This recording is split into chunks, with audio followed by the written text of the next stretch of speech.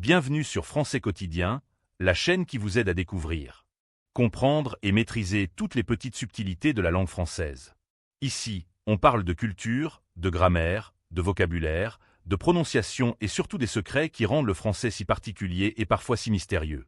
Chaque jour, nous explorons ensemble les habitudes linguistiques des Français, leur façon de parler, leurs expressions, leurs erreurs courantes, mais aussi leurs astuces pour rendre la langue plus fluide et naturelle. Si vous apprenez le français, ou si vous voulez simplement améliorer votre compréhension et votre expression, alors vous êtes au bon endroit.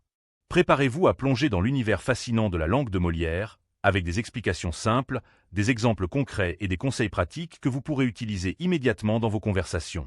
Alors, installez-vous confortablement, ouvrez vos oreilles et laissez-vous guider. Qu'est-ce qu'une liaison en français? Avant de plonger dans les raisons pour lesquelles les Français utilisent autant de liaisons, il est essentiel de bien comprendre ce qu'est une liaison. En français, de nombreux mots possèdent une consonne finale écrite qui, en temps normal, ne se prononce pas. C'est ce qui rend la langue si particulière. On écrit certaines lettres, mais elles restent muettes. Pourtant, lorsqu'un mot de ce type est suivi d'un autre mot qui commence par une voyelle ou un H muet, cette consonne endormie se réveille et se prononce. C'est ce qu'on appelle la liaison. Prenons quelques exemples concrets. Dans les amis, le S final de les, qui ne se prononce pas d'habitude, devient un son Z. On entend donc les amis. Dans vous avez, le S de vous se transforme également en Z. On entend vous avez. Même chose avec un enfant. Le N de un s'entend et se lie au mot suivant, ce qui donne ENF. Ce petit phénomène linguistique n'est pas juste un détail. Il joue un rôle fondamental dans la fluidité du français parlé. Sans la liaison, les phrases paraîtraient saccadées, presque coupées. La liaison sert donc à relier les mots entre eux comme si la phrase formait une seule grande mélodie continue. C'est ce qui donne au français son aspect fluide, rapide et harmonieux à l'oreille. Pour les étrangers qui apprennent la langue, cela peut sembler étrange ou compliqué, car la règle n'est pas toujours évidente. Parfois la liaison est obligatoire, parfois elle est facultative, et parfois elle est même interdite. Mais ce qui est sûr, c'est que pour un Français, la liaison est quelque chose de naturel et d'automatique. En résumé, la liaison est un pont sonore qui relie les mots, et sans elle, le français perdrait une partie de son charme musical. L'origine historique des liaisons. Pour comprendre pourquoi les Français utilisent tant de liaisons, il faut faire un petit voyage dans l'histoire de la langue française. En effet, la liaison n'est pas une invention moderne, c'est un héritage qui vient de plusieurs siècles d'évolution. Le français, comme tu le sais peut-être, vient du latin populaire, la langue parlée par le peuple romain. Avec le temps, ce latin a évolué différemment selon les régions, et en Gaule, il a donné naissance à l'ancien français. À cette époque, les mots se prononçaient beaucoup plus clairement et avec toutes leurs consonnes finales. Par exemple, au Moyen Âge, on disait réellement les amis en prononçant le S de les amis. On entendait bien la coupure entre les mots. Mais au fil des siècles, les consonnes finales ont commencé à disparaître. Le français est devenu une langue plus douce et plus fluide. Beaucoup de consonnes écrites ne se prononçaient plus. Pourtant, à l'oral, lorsque deux mots se suivaient, on a conservé cette habitude de faire glisser le son final sur la voyelle du mot suivant. C'est de là qu'est née la liaison moderne. Exemple historique. Vous avez se prononçait autrefois, vu avez, avec le S bien distinct. Avec le temps, on a arrêté de prononcer ce S isolé, mais on a gardé le réflexe de le faire entendre quand il y a une voyelle juste après. Autrement dit, la liaison est comme une trace sonore du passé. Elle rappelle la façon dont les Français du Moyen Âge parlaient, mais elle s'est adaptée pour rendre la langue plus fluide. Ce phénomène est tellement enraciné dans l'histoire qu'il est devenu une véritable règle implicite du français parlé. On pourrait dire que les liaisons sont des fossiles vivants de l'ancien français. Elles gardent le souvenir d'un temps où toutes les consonnes étaient prononcées. Ainsi, quand tu entends un Français faire des liaisons, ce n'est pas seulement une habitude moderne. C'est le résultat de plusieurs siècles d'évolution linguistique qui ont transformé le latin en la langue que nous parlons aujourd'hui. Le rôle de la liaison dans la fluidité et la musicalité du français. Si tu écoutes attentivement une conversation entre deux Français, tu remarqueras que leur discours semble couler comme une mélodie continue, presque sans coupure. Cette impression de fluidité ne vient pas seulement de la vitesse de parole, mais aussi, et surtout, de l'usage des liaisons. La liaison a un rôle très important. Elle empêche la langue d'être hachée ou trop saccadée. Imagine si chaque mot était prononcé séparément, sans transition. Une phrase simple comme « les amis arrivent » donnerait « le ami arrive ». Ce serait saccadé, presque mécanique. Mais avec la liaison, cela devient « les amis arrivent » et tout s'enchaîne naturellement. C'est un peu comme en musique. Sans liaison, on a une mélodie coupée, avec des notes isolées. Avec liaison, on obtient une phrase fluide, où chaque mot se connecte comme des notes liées par un legato. Cette musicalité est l'une des marques de fabrique du français. Contrairement à d'autres langues comme l'anglais ou l'allemand, où les mots restent souvent distincts et séparés, le français cherche l'harmonie sonore. Mais ce n'est pas seulement une question d'esthétique. La liaison joue aussi un rôle fonctionnel. Elle aide à mieux comprendre les phrases en donnant des indices sur le sens. Par exemple, les amis, les amis, on entend le Z, ce qui permet de distinguer les amis du mot les amis. Un enfant, ENF, le N, permet d'éviter la confusion avec un an. Ainsi, la liaison contribue à la clarté du message tout en rendant la langue agréable à l'oreille. C'est pour cette raison que les Français y tiennent tant, même sans en être conscients. La liaison est un élément naturel qui donne au français son charme, sa douceur et sa musicalité unique. Les différents types de liaisons en français. Toutes les liaisons ne se valent pas. Certaines sont obligatoires, d'autres sont facultatives, et il y en a même qui sont interdites. Comprendre ces trois catégories est essentiel pour bien maîtriser la prononciation française. 1. Les liaisons obligatoires.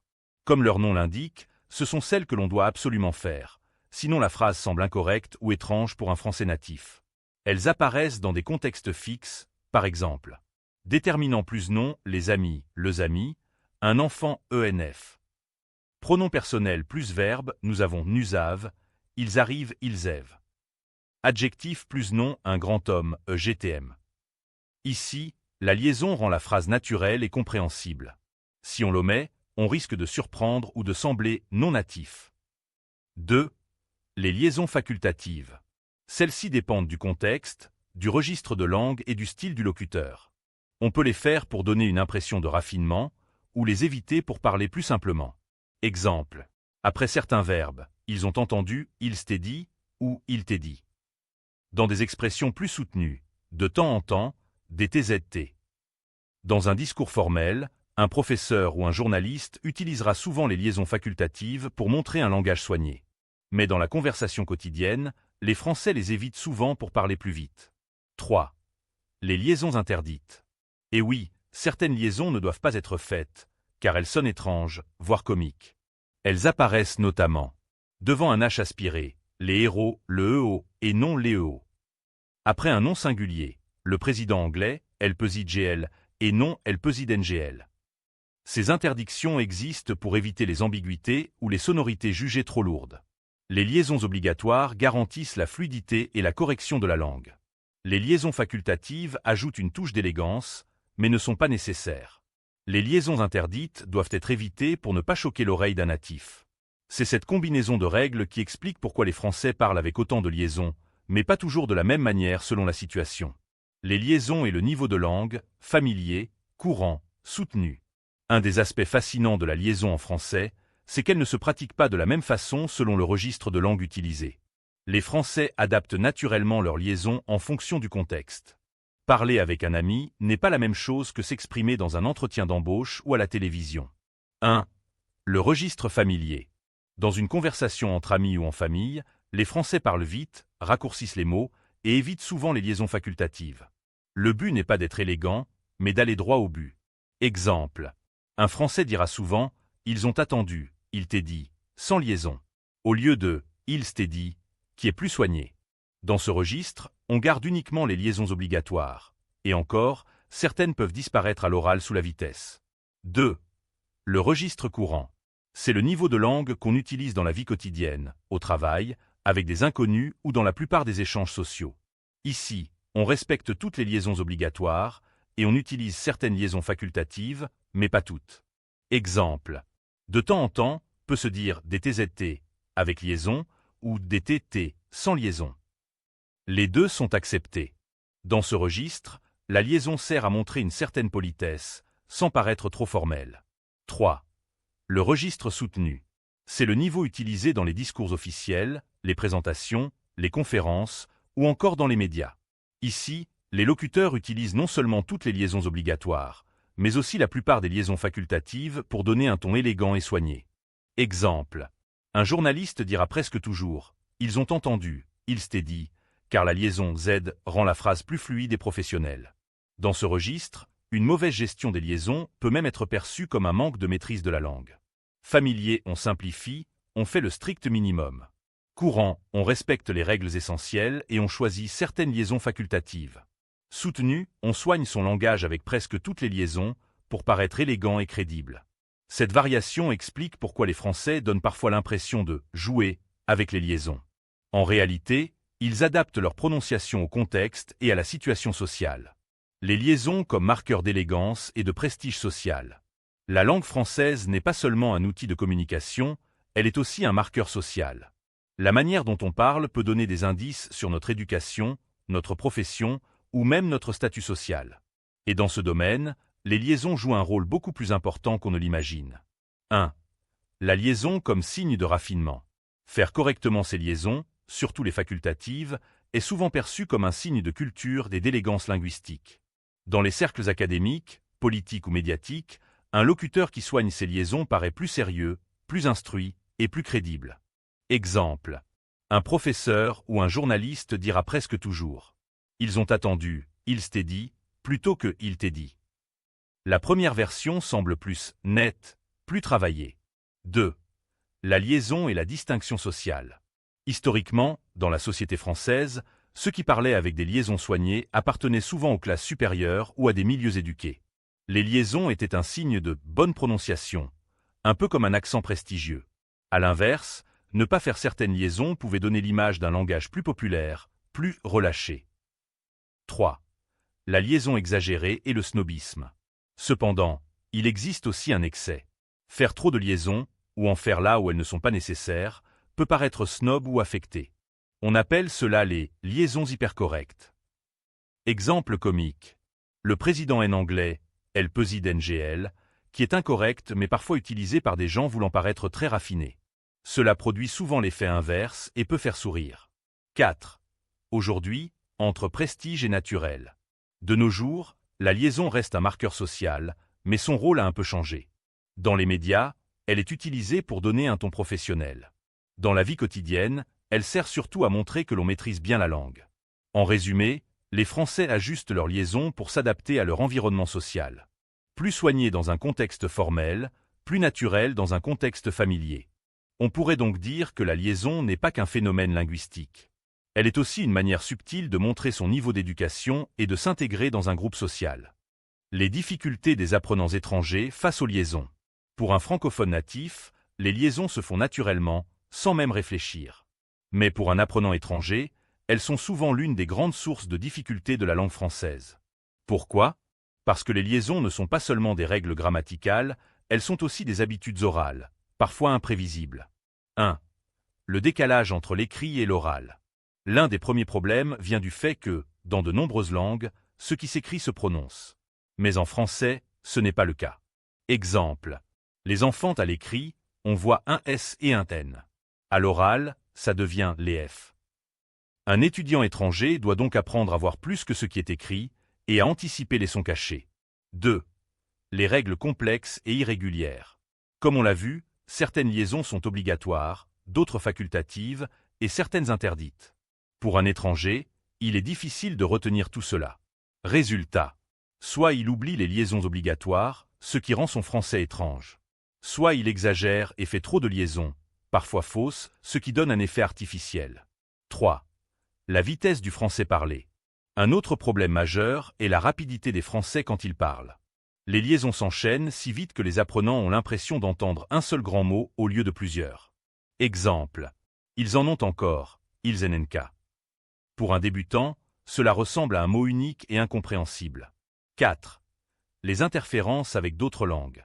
Dans beaucoup de langues, comme l'anglais, l'espagnol ou l'allemand, on ne fait pas ce genre de pont sonore entre les mots. Les apprenants doivent donc changer complètement leur manière d'écouter et de parler pour s'habituer au rythme du français. 5. Le risque de découragement. À cause de toutes ces difficultés, certains apprenants finissent par éviter les liaisons, pensant que c'est optionnel. Mais en réalité, ne pas en faire peut trahir immédiatement un accent étranger, même si la grammaire est correcte. En résumé, pour un étranger, la liaison est un véritable défi. Elle demande non seulement de connaître la grammaire, mais aussi d'adopter un nouveau rythme d'écoute et de parole. C'est l'une des étapes clés pour passer d'un français scolaire à un français naturel. Les erreurs les plus fréquentes des étrangers avec les liaisons. Même après plusieurs années d'apprentissage, les étrangers continuent souvent à commettre des erreurs avec les liaisons. Comprendre ces erreurs peut aider à mieux les éviter et à parler un français plus naturel. 1. Oublier les liaisons obligatoires. C'est sans doute l'erreur la plus courante. Les apprenants négligeant parfois les liaisons qui sont strictement nécessaires, ce qui rend leur français cassé ou moins fluide. Exemple. Dire « les amis » sans prononcer le « z », le ami. Pour un natif, cela semble immédiatement étrange et marque l'accent étranger. 2. Faire des liaisons interdites. Certains apprenants, pour faire bien, exagèrent et font des liaisons là où elles sont interdites. Cela peut créer des sonorités absurdes ou drôles. Exemple. Dire « les héros », les EO, alors que le H est aspiré et interdit à la liaison. 3. Utiliser trop de liaisons facultatives. Dans le souci de parler parfaitement, certains étudiants ajoutent trop de liaisons facultatives, ce qui rend le français artificiel ou trop soutenu pour une conversation normale. Exemple. Dire « de temps en temps », DTZT, systématiquement dans toutes les situations. En réalité, dans une discussion informelle, la liaison est souvent omise. 4. Ne pas respecter le rythme naturel. Les liaisons ne sont pas seulement des sons. Elles sont aussi liées au rythme du français. Faire une liaison au mauvais moment, ou couper trop tôt, peut casser la fluidité. Exemple. Dire « ils ont entendu »,« ils aident dit », avec une pause entre chaque mot, la phrase perd son naturel. 5. Confondre les sons similaires. Certains sons changent lors de la liaison et peuvent être difficiles à reproduire pour les étrangers. Le S qui devient Z, les amis, les amis. Le T qui devient T ou D, selon le mot suivant. C'est intéressant, esthétise. Ces subtilités sont souvent source d'erreurs. Les erreurs fréquentes viennent souvent d'un mélange entre peur de mal faire et manque d'habitude. La clé pour les éviter? Écouter, pratiquer et reproduire le rythme naturel du français, pas seulement les lettres écrites. Les astuces pour apprendre et maîtriser les liaisons. Apprendre les liaisons peut sembler compliqué au début, mais avec les bonnes techniques et un peu de pratique, elles deviennent naturelles. Voici quelques astuces efficaces pour maîtriser ce phénomène typiquement français. 1. Écoutez attentivement les natifs. La première règle pour maîtriser les liaisons est l'écoute active. Écouter des conversations, des podcasts ou des vidéos en français permet de percevoir comment et quand les liaisons sont utilisées. Astuce. Note les phrases et essaie de reproduire exactement les sons, y compris les liaisons. 2. Lire à voix haute avec liaison. Lire des textes à voix haute est un excellent exercice. Chaque fois que tu rencontres une liaison, prononce-la correctement. Exemple. Les enfants arrivent, les FIV. Nous avons étudié, nous avez étudié. En répétant ces phrases, tu habitues ton cerveau à intégrer les liaisons naturellement. 3. Chanter ou réciter des poèmes. La musique et la poésie sont parfaites pour travailler les liaisons. Les chansons françaises contiennent souvent de nombreuses liaisons, et chanter les paroles aide à assimiler le rythme et les transitions sonores. Exemple. Écouter des chansons de Jacques Brel ou Édith Piaf et suivre les liaisons dans les paroles. 4. Pratiquer avec un partenaire natif. Rien ne remplace la pratique orale avec un locuteur natif. Demande-lui de te corriger si tu oublies une liaison ou si tu en fais une incorrecte. Enregistrez vos conversations et réécoutez-les pour identifier les erreurs et progresser. 5. Connaître les règles principales.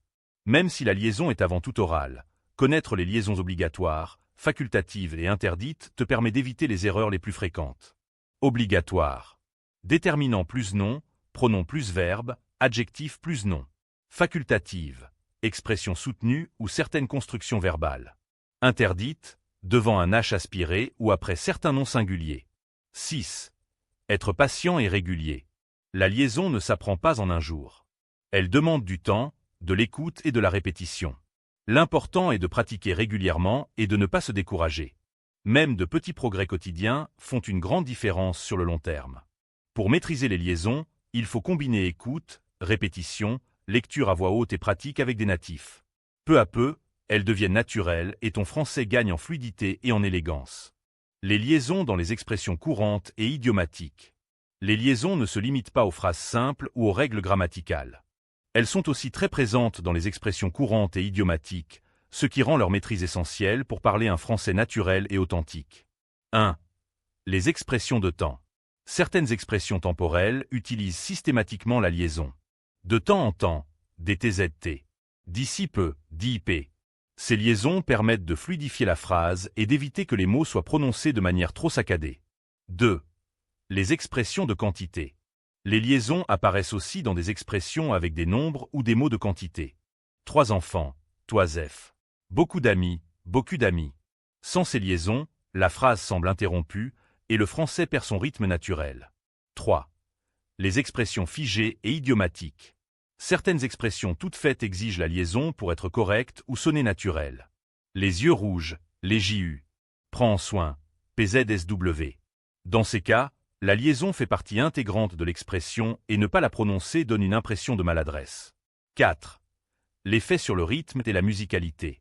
Dans les expressions idiomatiques, la liaison joue un rôle clé pour maintenir le rythme de la phrase.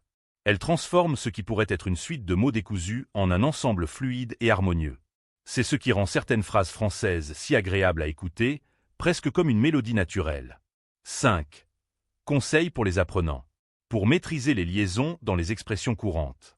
Apprends les expressions par cœur avec leur prononciation complète. Répète-les à voix haute, en insistant sur les liaisons. Écoute des natifs utiliser ces expressions dans des conversations ou des vidéos. Les liaisons ne servent pas seulement à relier deux mots, elles sont essentielles dans les expressions courantes et idiomatiques pour conserver le rythme, la fluidité et la musicalité du français. Les maîtriser, c'est vraiment parler comme un natif. Les liaisons et la compréhension orale.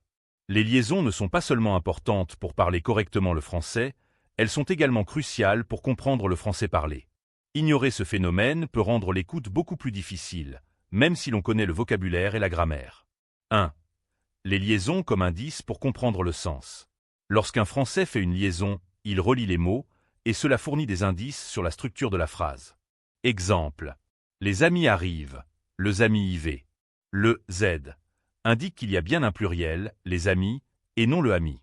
Sans cette liaison, le message pourrait être moins clair à l'oreille. 2. La liaison et la distinction des mots. Certaines liaisons permettent de distinguer des mots qui se ressemblent. Un grand homme, EGTM. Un grand homme, EGM hypothétique. La liaison rend la phrase unique et évite les confusions. 3. La liaison est le rythme naturel du français. Le français parlé est très rapide et mélodique. Les liaisons créent des enchaînements sonores qui facilitent la perception et la mémorisation des phrases. Pour un apprenant, reconnaître ces liaisons à l'oreille permet de segmenter correctement les mots et de comprendre plus vite ce qui est dit. 4. Les difficultés pour les étrangers. Pour un non-natif, les phrases avec beaucoup de liaisons peuvent sembler comme un mot unique interminable. Exemple.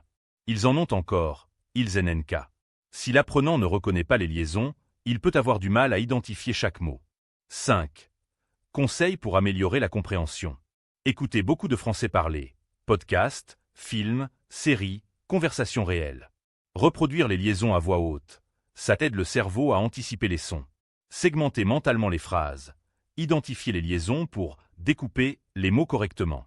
Les liaisons ne sont pas seulement une question de prononciation élégante.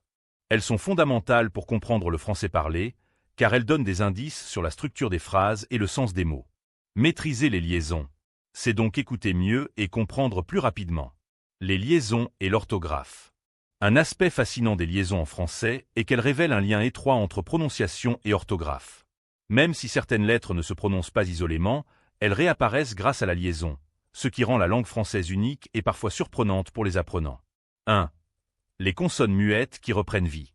En français, beaucoup de lettres finales ne se prononcent jamais seules. Les, le, grand, G. Mais dès qu'elles rencontrent une voyelle au début du mot suivant, elles se réveillent grâce à la liaison. Les amis, les amis. Grand homme, GTM. Cette connexion montre que l'orthographe n'est pas seulement décorative, elle sert aussi à guider la prononciation dans le flux de la phrase. 2. L'orthographe comme repère pour les liaisons. Connaître l'orthographe aide à anticiper les liaisons. Même si le mot final est normalement muet, sa lettre écrite signale qu'une liaison peut se produire. Exemple. Vous avez, le test de vous n'est pas prononcé seul, mais grâce à l'orthographe, on sait qu'il devient Z devant AV. 3. Les lettres silencieuses, un héritage historique. Comme on l'a vu dans la partie 2, beaucoup de ces consonnes muettes sont des vestiges de l'ancien français. La liaison les remet en action, reliant ainsi passé et présent de la langue. Cela explique pourquoi certaines lettres, invisibles à l'oral isolé, ne doivent jamais être ignorées dans une phrase. 4. La cohérence entre écrit et parlé. La liaison montre que l'orthographe française n'est pas arbitraire. Même si elle peut sembler complexe, elle contient une logique. Les lettres écrites préparent le lien sonore avec le mot suivant. C'est pour cela que les Français sentent instinctivement quand une liaison doit se faire. L'orthographe leur sert de guide invisible. 5. Conseils pour les apprenants. Apprendre à lire à voix haute en respectant les liaisons pour voir comment l'orthographe influence la prononciation. Observer les lettres finales muettes et leur effet dans la liaison. Se souvenir que chaque lettre a un rôle, même si elle semble silencieuse isolément. Les liaisons montrent que l'orthographe française n'est pas seulement écrite pour faire joli. Elle influence directement la prononciation, guide la fluidité et relie les mots. Comprendre ce lien est essentiel pour parler et lire un français naturel. Les liaisons et la poésie. La liaison n'est pas seulement un outil grammatical ou phonétique. Elle joue aussi un rôle majeur dans la beauté et la musicalité du français, particulièrement dans la poésie et la musique. 1. La liaison, un instrument de rythme. Les poètes et les auteurs français utilisent les liaisons pour maintenir le rythme de leurs vers. En reliant les mots, ils créent une fluidité qui rend le texte agréable à écouter. Exemple. Dans un poème classique, Les enfants jouent au jardin, la liaison transforme les FU au AD, donnant un effet continu et mélodieux. Sans liaison, la lecture serait hachée et moins poétique. 2. Les chansons françaises et les liaisons. Les chansons françaises exploitent abondamment les liaisons. Elles permettent aux paroles de s'enchaîner naturellement avec la musique, créant des mélodies plus harmonieuses. Dans les chansons de Jacques Brel, Édith Piaf ou Charles Aznavour, les liaisons relient les mots et donnent au texte un flux musical unique. Chanter les liaisons aide aussi les apprenants à internaliser le rythme et les transitions sonores du français. 3. La liaison comme élément esthétique. Au-delà de la fluidité, la liaison embellit le français parlé. Elle transforme des phrases banales en véritables phrases chantantes. Exemple. Ils ont attendu longtemps. Ils s'étaient dit LT. Cette transformation rend le français plus agréable à l'oreille que beaucoup d'autres langues où les mots restent isolés. 4. L'importance pour les apprenants. Étudier la poésie ou écouter des chansons françaises est un excellent moyen pour les étrangers de repérer et pratiquer les liaisons dans un contexte naturel. Comprendre le rythme et la musicalité du français. Améliorer à la fois la prononciation et la compréhension orale. 5. Une tradition qui perdure. Même aujourd'hui, les liaisons restent un symbole de raffinement linguistique. Dans la poésie contemporaine ou la chanson moderne, elles continuent de donner au français cette fluidité et cette élégance si caractéristiques. Les liaisons ne sont pas qu'une règle de grammaire.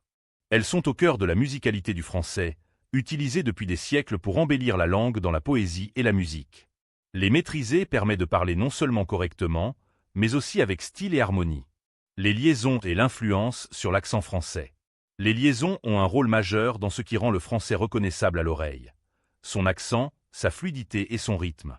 Elles contribuent directement à la sonorité typique de la langue et à la perception qu'en ont les étrangers. 1. La liaison, clé de l'accent natif. Pour un Français, la liaison est naturelle et automatique. Elle donne à la voix un enchaînement continu, évitant les coupures trop nettes entre les mots. Exemple. Les enfants arrivent, les FIV. Sans la liaison, le FIV. La phrase semble cassée et moins authentique. Ainsi, la maîtrise des liaisons est essentielle pour parler avec un accent français naturel. 2. L'accent et la fluidité. L'accent français n'est pas seulement une question de prononciation individuelle de chaque mot, mais aussi de rythme et de connexion entre les mots. Les liaisons assurent ce flux continu qui rend la langue douce et mélodieuse. Un locuteur étranger qui ignore les liaisons aura un accent compréhensible, mais immédiatement identifiable comme non natif. 3. L'effet sur la perception extérieure. Pour un étranger, entendre un français parler avec toutes les liaisons donne une impression de précision, d'élégance et de maîtrise. À l'inverse, l'absence de liaison, même si la grammaire est correcte, peut donner un accent plus brut ou étranger. C'est pour cela que les enseignants de français insistent souvent sur la pratique des liaisons dès les niveaux intermédiaires. 4. Les variations régionales. Il faut noter que l'usage des liaisons peut varier légèrement selon les régions. À Paris et dans le nord de la France, les liaisons sont souvent plus systématiques. Dans le sud ou certaines régions rurales, certaines liaisons facultatives peuvent disparaître.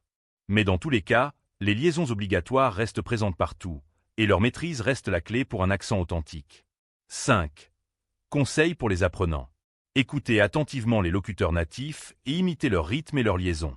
Pratiquez les phrases complètes, en insistant sur les liaisons obligatoires.